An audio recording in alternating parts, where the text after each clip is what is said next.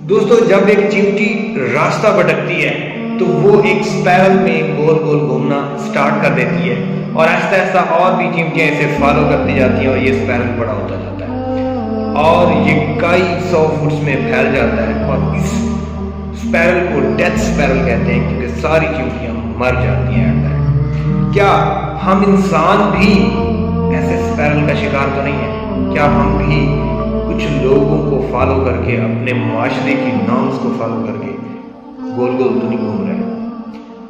सबसे पहला जो हमें एक फेस करना पड़ता है कि बेटा आपने जाना है और टॉप करना है, बहुत अच्छे नंबर लेने हैं, टॉप करना है पूरी क्लास को। उसके बाद आपने डॉक्टर, इंजीनियर या पता नहीं क्या बन जाना है, आपने बहुत बड़ी जॉब लेनी है, बहुत बड़ी। उसके बाद आपको एक बहुत बड़ी हसीना मिलेगी, फिर आपने बच्चे पैदा करने और फिर क्या करना है कुछ नहीं पता, फिर क्या करना है, फिर मर जाना है बस।